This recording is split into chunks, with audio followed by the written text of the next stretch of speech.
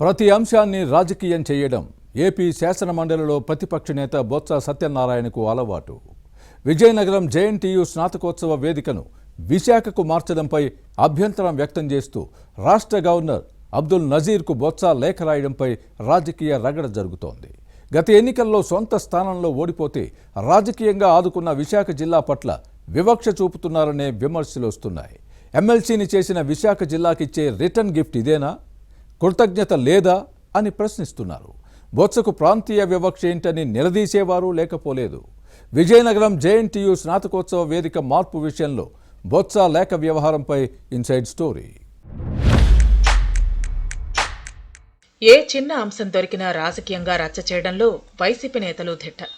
ప్రతి విషయంలోనూ రంధ్రాన్వేషణ చేసి లబ్ధి పొందాలన్న ఆలోచన తప్ప ప్రజల కోణంలో చూడరు. అది విద్యా సంస్థ స్నాతకోత్సవ వేదిక మార్పు అయినా మరో విషయమైనా రాజకీయం చేయకపోతే వైసీపీ నేతలకు ఓ పట్టాన నిద్రపట్టదు. విషం చెమ్మనిదే కడుపు మంట చల్లారదు. విజయనగరం జేఎన్టీయూ ప్రథమ స్నాతకోత్సవం విషయంలో ఇదే జరిగింది. ఈ కార్యక్రమాన్ని విజయనగరంలో నిర్వహించకుండా విశాఖపట్నం ఆంధ్ర యూనివర్సిటీలో జరపడంపై విపక్షాలు అభ్యంతరం వ్యక్తం చేయటం రగడకు దారితీసింది. వేదికను విశాఖకు మార్చడంతో విజయనగరం జిల్లా ప్రజలు, విద్యార్థులు చారిత్రక ఘట్టాన్ని కోల్పోయారన్నది శాసనమండలి ప్రతిపక్ష నేత బొత్స సత్యనారాయణ మాట. విజయనగరంలోనే నిర్వహించాలనంటూ రాష్ట్ర గవర్నర్ అబ్దుల్ నజీర్కు లేఖ రాయటం రాజకీయంగా కలకలం సృష్టించింది. బొత్స సత్యనారాయణ తీరు విమర్శలకు తావిచ్చింది. ఈ నేత లేఖపై విశాఖ వాసులు ఆగ్రహంగా ఉన్నారు. స్నాతకోత్సవ వేదిక మార్పుపై గవర్నర్కు లేఖ రాసి తన స్థాయిని దిగజార్చుకుని విజయనగరానికే పరిమితమయ్యారన్న విమర్శలను ఎదుర్కొంటున్నారు. అంతేకాదు వైసీపీ సహా కూటమి పార్టీల నేతలు సత్యబాబు తీరుపై మండిపడుతున్నారు. ఉత్తరాంధ్రలో వెనుకబడిన ప్రాంతం విజయనగరంలో జేఎన్టీయూ ఉండటంతో అక్కడే తొలి స్నాతకోత్సవం నిర్వహించాలన్న ఈ నేత ధోరణి సంకుచిత ఆలోచనలకు నిదర్శనమనే వ్యాఖ్యలు వినిపిస్తున్నాయి. విశ్వవిద్యాలయం ఏర్పడి 3 ఏళ్లు పూర్తయింది. శాశ్వత ప్రాంగణం అందుబాటులోకి వస్తోంది.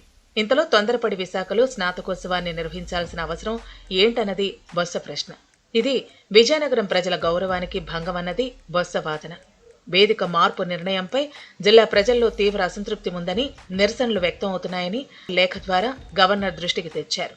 జనం భావోద్వేగాలు, అభిప్రాయాలను పరిగణలోకి తీసుకుని తొలి స్నాతకోత్సవ వేదికను విజయనగరం నుంచి విశాఖకు మార్చుతూ తీసుకున్న నిర్ణయాన్ని పునః పరిశీలించాలని లేఖలో గవర్నర్ నజీర్కు విజ్ఞప్తి చేసిన విషయాన్ని ప్రస్తావించుకోవాలి.